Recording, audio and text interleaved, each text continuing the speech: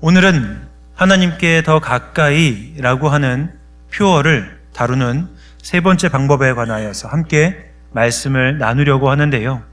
우리가 지난 2주 동안 하나님께 더 가까이 가기 위한 방법을 함께 다루었었습니다.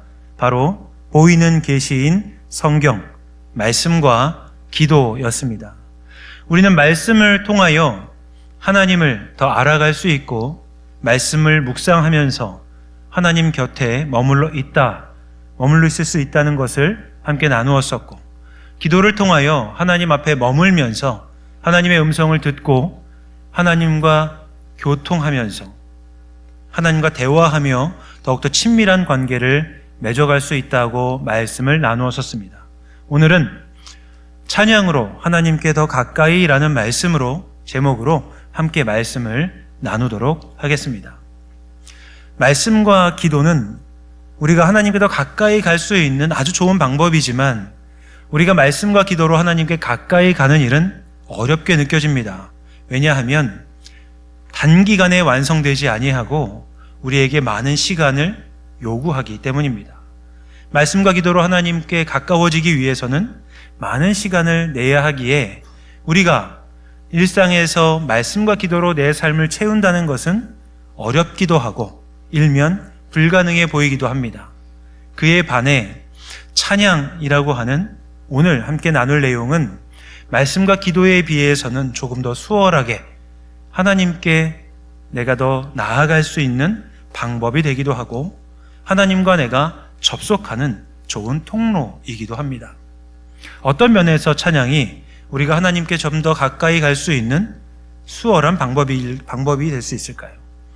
찬양에는요, 찬양이라고 하는 말의 정의는 다음과 같습니다.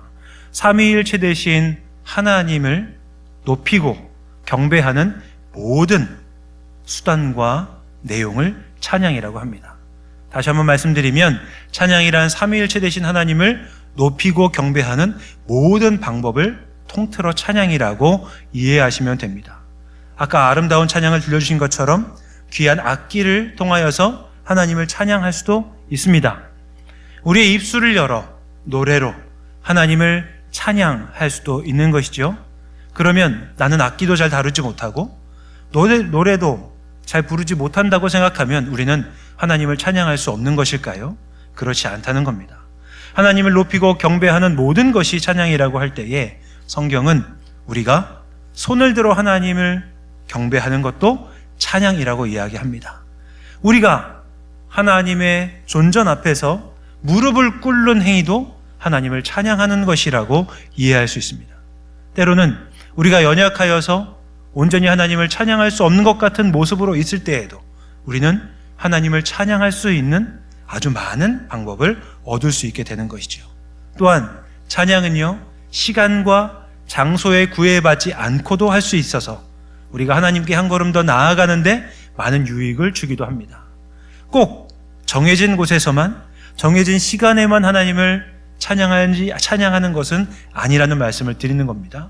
찬양은 실내에서도 가능하고 실외에서도 가능합니다.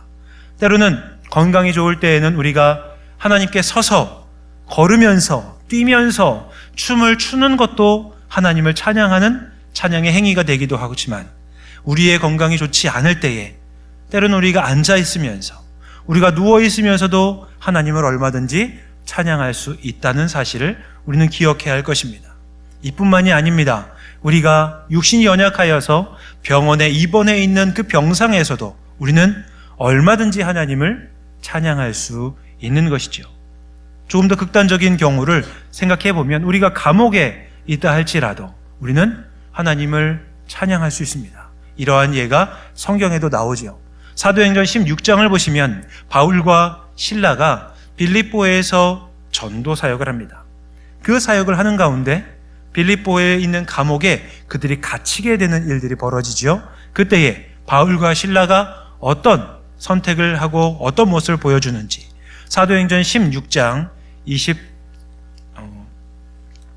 24절과 25절 말씀을 함께 읽도록 하겠습니다. 함께 읽습니다. 그가 이러한 명령을 받아 그들을 깊은 옥에 가두고 그 발을 착고에 든든히 세웠더니 한밤중에 바울과 실라가 기도하고 하나님을 찬송하매 죄수들이 듣더라.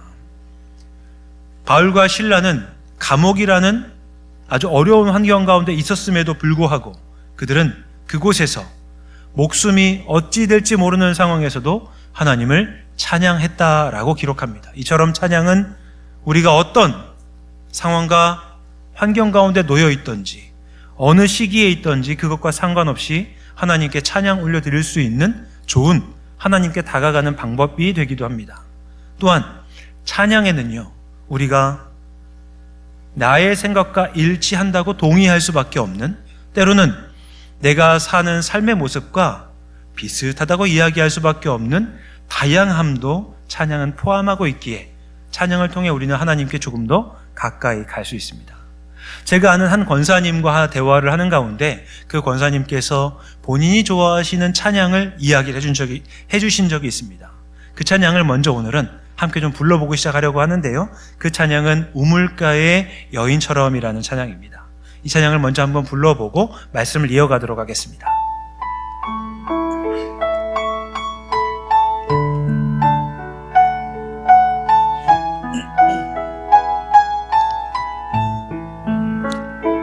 우물가의 여인처럼 난 구했네. 헛되고 헛된 것들을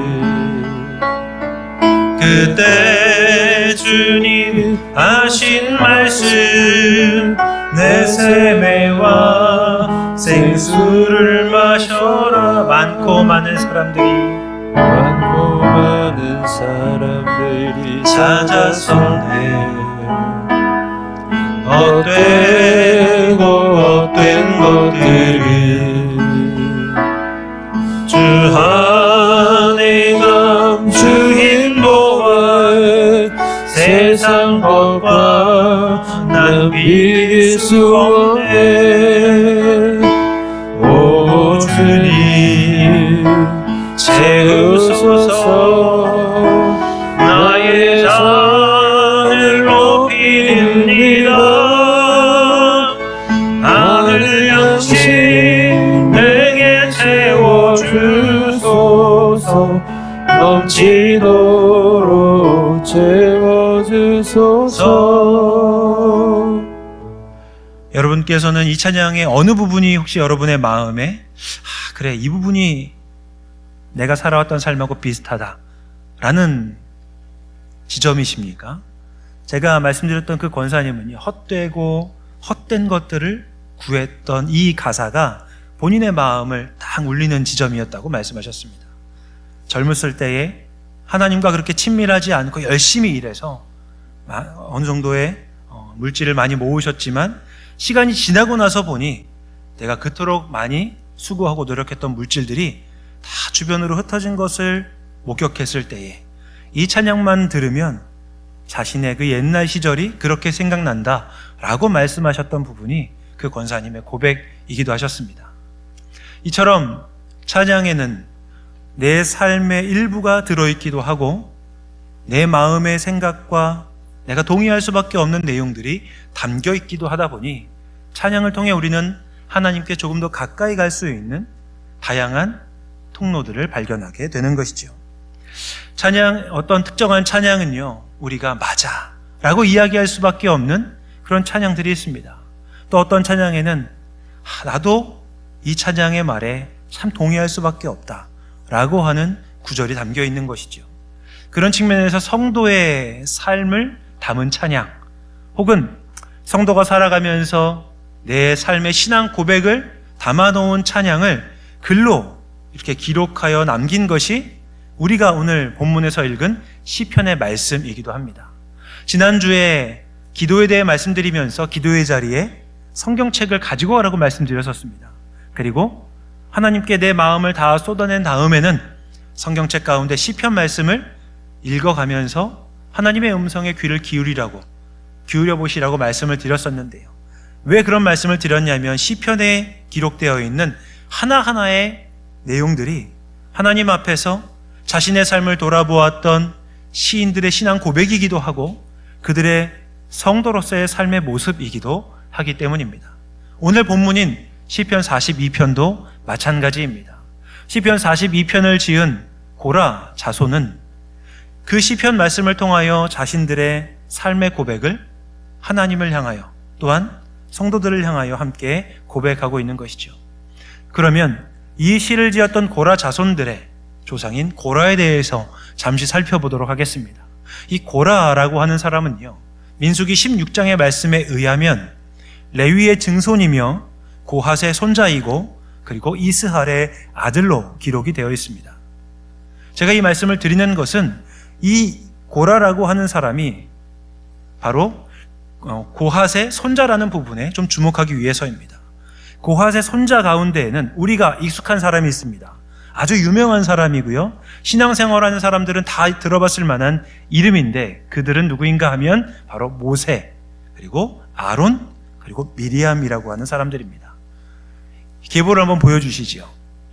레위의 밑에 아들들이 있는데 그 가운데 고핫이 있고 그 고핫의 아들들 가운데 아므람, 이스할, 헤브론, 우시엘이 있습니다. 오늘 본문에서 나왔던 고라의 자손, 이 고라는 이스할의 아들 가운데 한 명입니다. 그리고 같은 사촌 형제 가운데 누가 있냐면 아므람의 아들로서 모세와 아론, 미리암이 있는 것이죠.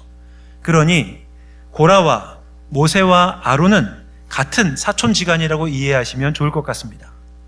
하나님께서 이 고핫 자손에게 임무와 명령을 주십니다. 어떤 임무와 명령을 주시냐면 민수기 3장 31절 이하에 보면 이 고라 자손에게, 특별히 고라 자손에게는 하나님의 성막을 주관하는 그 성막에서 쓰는 기구들을 관리하고 살피는 일들을 그들에게 맡겨주시는 것이죠. 그래서 고라는 하나님의 임재를 상징하는 지성소에 쓰는 물건들을 관리하는 사람이기도 하였습니다. 지성소에서 쓰는 물건들은 사람들에게 신성한 물건으로 생각되었고, 이런 물건을 다루었던 고라도 자기 자신을 조금 특별한 사람으로 생각한 것 같습니다. 게다가 이 고라라고 하는 사람은요, 사람들에게 영향력과 리더십을 가지고 있던 사람이기도 하였습니다.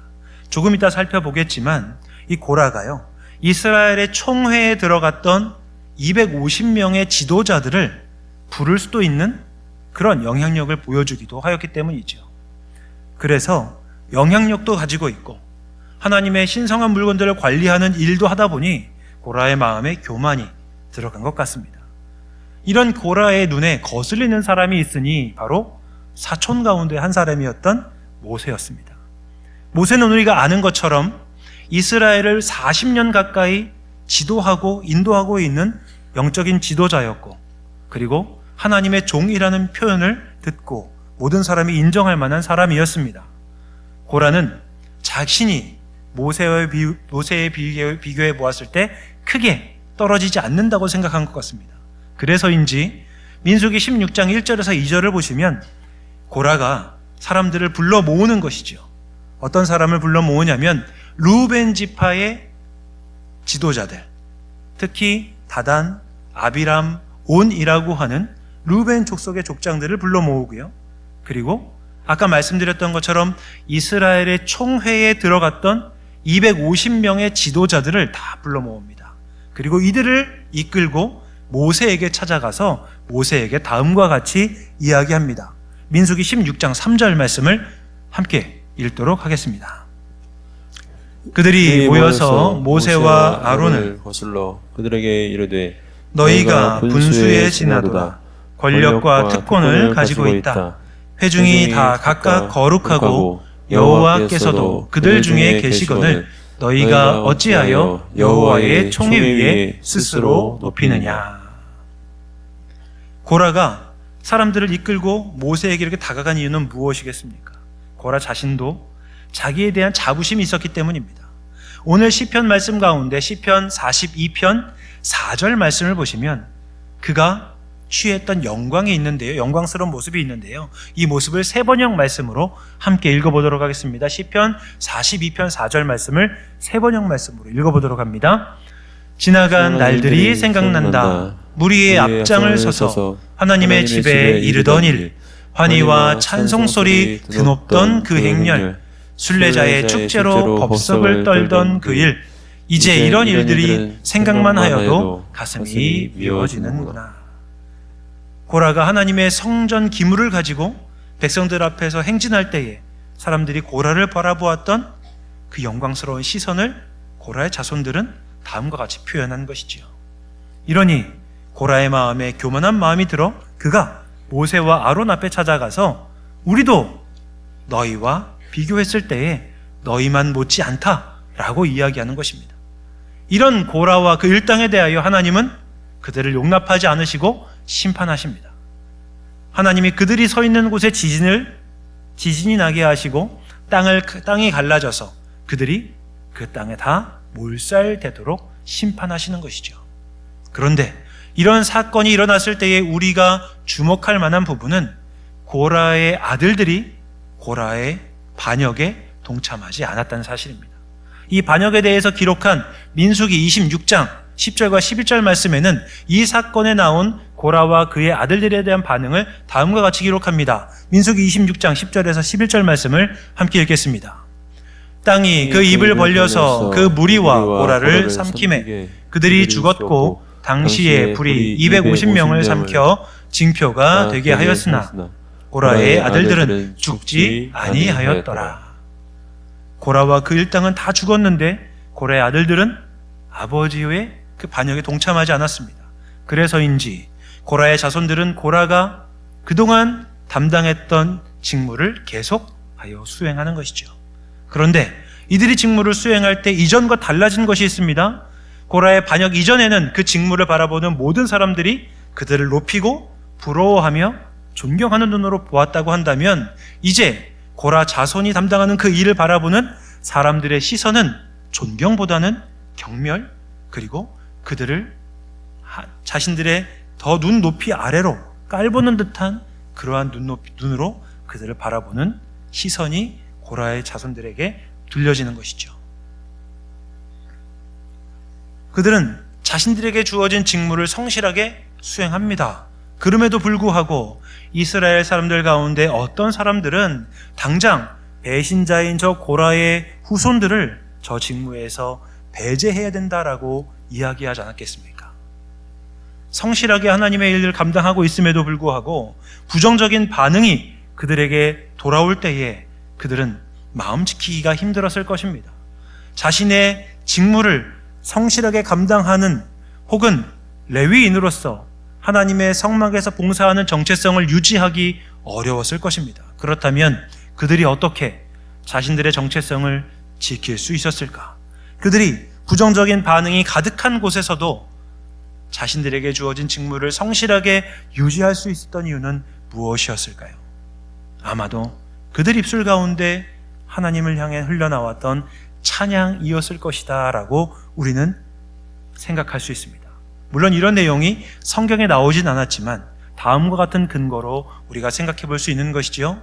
시편은 총 150편으로 되어 있습니다. 그런데 시편 150편 가운데 고라 자손이 지은 시라는 표제어가 담긴 시가 11편이나 되는 것이죠. 우리가 읽은 시편 42편을 비롯하여서 44, 45, 46, 47, 48, 49편까지 그리고 시편 84편과 85편, 87편과 88편이 바로 표제어에 고라 자손이 지은 시라는 그런 내용이 담겨 있습니다. 이들이 이렇게 많은 시편을 지을 수밖에 없었던 이유는 무엇일까요? 그들의 인생과 삶의 자리에 하나님을 찾지 않으면 견딜 수 없는 비난과 경멸의 시선들이 그들의 마음을 비수처럼 찔렀기 때문일 것입니다. 그리고 다윗 시대에는 이 고라 자손들을요, 다윗이 성전에서 찬양을 담당하는 전문적인 찬양대로 세우게 되는 것입니다. 역대상 6장 31절 이하의 말씀에 보시면 이런 내용이 나와 있습니다. 언약궤가 평안을 얻었을 때에 다윗이 여호와의 성전에서 찬송하는 직분을 맡긴 자들은 아래와 같았더라 라고 하면서 찬송의 직분을 담당했던 사람들이 나오는데 이 찬송의 직분을 담당했던 사람들 가운데 대표적인 사람이 바로 헤만, 헤만이라고 하는 사람입니다. 이 헤만이 고핫의 자손, 고라의 후손이라고 성경은 기록하고 있는 것이죠. 이들이 하나님을 찬양하는 그러한 전문적인 찬양대의 일원이 될 수 있었던 것은 그들이 직무를 감당하면서 하나님을 찬양하는 일을 멈추지 않았기 때문일 것입니다. 그들이 왜 하나님을 찬양할 수밖에 없었는지 우리는 어렵지 않게 그 이유를 추측할 수 있습니다. 그들이 하나님을 찾지 않으면, 그들이 하나님을 만나지 않으면 그들은 일상에서 자신들을 향해 쏟아지는 비난을 견딜 수 없었기 때문입니다. 이들은 찬양에 밀접했기 때문에 날마다 찬양의 가사를 통하여 하나님께 한 걸음씩 한 걸음씩 나아갔을 것입니다. 그리고 하나님을 만났을 때에 하나님 앞에서 다양한 찬양의 가사로, 아니면 그들의 고민과 마음속에 있는 아픔을 다 담아서 하나님께 자신들의 마음을 다 쏟아내었을 것입니다. 그들이 하나님께 자신들의 마음을 쏟아내었을 때에 그들에게 들려주시는 하나님의 음성이 그들을 위로하고 그들의 마음에 평안을 주게 된 것이지요. 그래서 이들은 그들이 쓴 찬양 곳곳에 하나님을 찾고 하나님을 구하며 하나님을 향한 영적 목마름을 계속하여 고백합니다. 시편 42편 1절에서 2절 말씀을 함께 읽도록 하겠습니다. 하나님이여, 사슴이 시냇물을 찾기에 갈급함같이 내 영혼이 주를 찾기에 갈급하나이다. 내 영혼이 하나님 살아계시는 하나님을 갈망하나니 내가 어느 때에 나아가서 하나님의 얼굴을 배울까? 고라의 후손들은 간절히 하나님을 구합니다. 간절히 하나님을 찾고자 합니다. 하나님을 만나야지만 그들이 자신의 정체성을 지킬 수 있기 때문이며, 하나님을 만나야지만 그들이 하나님이 자신들에게 맡기신 사명과 사역을 완수할 수 있기 때문인 것이죠. 이런 시편의 다양한 삶의 고백을 담은 찬양 가운데 여러분께 한 찬양을 들려드리고 싶은 찬양이 있습니다. 아직은 이 찬양 부르지는 않을 거고요. 제가 그냥 들려드리는 찬양인데요. 잘 하지는 못하지만 이런 시편의 내용을 담아서 여러분과 함께 나누고 싶은 찬양입니다. 내 영혼은 안전합니다 라는 찬양인데요. 이 찬양을 제가 그냥 한번 불러드리도록 하겠습니다. 실력은 평가하지 말아주시기 부탁드립니다. 내 아버지 그 품 안에서 내 영혼은 안전합니다. 주 손길로 내 삶을 안으시니 그 평강이 나를 덮습니다. 나 비록 넘어지며 흔들리지만 주 내 안에 거하며 나를 붙드시니 내 생각을 주께로 돌리고 주시는 평강의 옷을 입습니다. 주 약속 안에서 내 영혼 평안해. 내 뜻보다 크신 주님의 계획 나 신뢰해. 두려움 다 내려놓고 주님만 의지해. 주 안에서 내 영혼 안전합니다. 아마 고라 자손이 하나님 앞에서 경험했던, 하나님 안에서 누렸던 평안과 안전함은 이 찬양의 가사와 고백이 아니었을까 생각하게 됩니다. 그들은 찬양의 자리에서 그들에게 찾아오시는 하나님을 만나고 경험했습니다. 자신들을 위로하시는 주님의 음성을 들었고, 하나님과 만나는 자리에서 누구도 빼앗을 수 없는 평안을 체험했을 것입니다. 여러분에게도 이런 찬양이 다 각자 있지 않으십니까? 하나님하고 생각하면 하나님께 한 걸음, 내가 한 달음에 갈 수 있게 만드는 나의 찬양, 내 인생의 고백의 찬양 말입니다. 우리는 그 찬양이 우리에게 있음을 확인해야 됩니다. 그리고 그 찬양을 통하여 우리가 힘들고 어려울 때에, 내가 나의 정체성을 지키기 어려운 그때에 그 찬양을 통해 한달음에 하나님 앞으로 나아갈 수 있어야 될 것입니다. 왜냐하면 우리의 삶을 돌아보면 내가 기대했던 일들이 이루어지지 않기 때문이고, 우리의 지나온 걸음을 돌아보면 사람들이 손가락질할 만한 그러한 어려움과 시험들, 때로는 나도 용납할 수 없는 죄가 우리의 발걸음에, 우리의 인생의 발걸음에 남아있을 수 있기 때문이겠죠. 하지만 그럴 때에도 하나님께서는 우리를 외면하지 않으십니다. 그럴 때에도 하나님은 우리를 기다리고 계시는 것이죠. 그래서 오늘 찬양으로 하나님께 더 가까이라는 주제에 맞추어서 여러분과 함께 불러보고 싶은 찬양이 있습니다. 저희가 목회자로서 사역할 때에 힘들 때마다 주님을 향해 한 걸음 나아갈 수 있도록 저에게 위로가 되는 찬양이기도 하고, 함께 나누면 좋을 만한 찬양이라고 생각이 들어서 함께 이 찬양은 같이 불러보고 싶어서 반주를 부탁드렸습니다. 함께 좀 불러보도록 하겠습니다.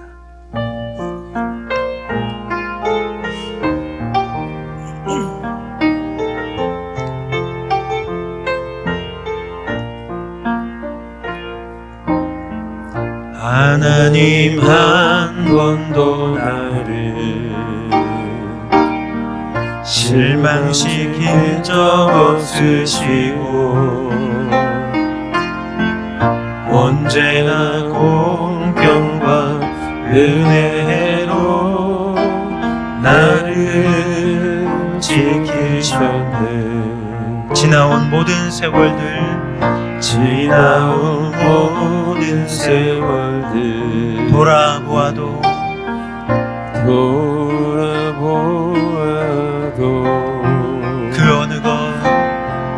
그 어느 것 하나 주의 손길 안 미친 것 전혀 없네. 오 신실하신 주, 오 신실하신 주, 오 신실하신 주, 내 너를 떠나지도 않으리라, 내 너를 버리지도 않으리라, 약속하셨던 주님, 그 약속을 지키사 이후로도 영원토록 나를 지키시리라. 오 신실하신 주, 오 신실하신 주, 오 신실하신 주, 내 너를 떠나지도 않으리라, 내 너를 버리지도 않으리라, 약속하셨던 주님, 그 약속을 지키사 이후로도 영원토록 나를 지키시리라 확신하네. 우리가 어떤 상황과 환경에 놓여 있든지 찬양은 우리를 하나님께 더 가까이 가도록 만드는 가장 좋은 통로가 됨을 믿으시기 바랍니다. 여러분의 삶의 자리에서 내가 다른 사람의 경멸과 모욕 가운데 살아간다 할지라도, 세상이 자랑할 만한 것 하나 없는 상황 가운데서 우리가 놓여있다 할지라도 우리를 기다리시는 하나님을 우리는 언제든지 찬양을 통하여 만날 수 있음을 함께 믿음으로 고백하면서 날마다 하나님을 찬양하는 믿음의 길을 잘 걸어가시는 여러분들 되시기를 축복합니다. 이 고라 자손이요, 사람들 앞에 우뚝 섭니다. 그리고 사람들 앞에 하나님을 찬양하라 라고 고백합니다. 이 말씀이요, 역대하 20장 19절에 기록이 되어 있습니다. 함께 읽어봅니다. 그앗 자손과 고라 자손에게 속한 레위 사람들은 서서 심히 큰 소리로 이스라엘 하나님 여호와를 찬송하니라. 이들은 반역자인 고라의 후손들이었습니다.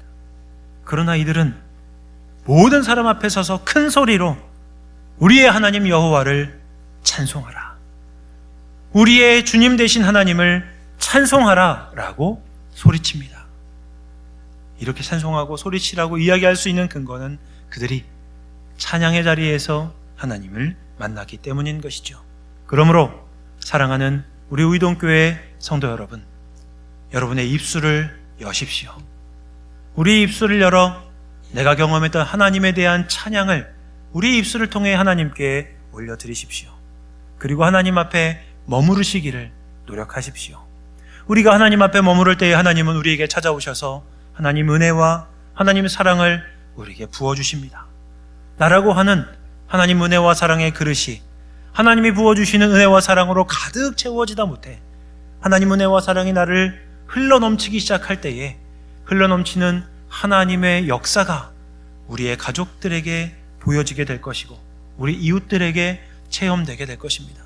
우리는 주님의 몸된 교회로서 움직이는 하나님의 성전으로서 우리의 가정을 향해 나아감으로 인하여서 우리의 생업의 자리로 나아감으로 인하여 나를 만나는 사람들이 나를 통하여 하나님의 구원의 역사와 회복의 은혜를 경험하는 일들을 목격하게 되겠지요.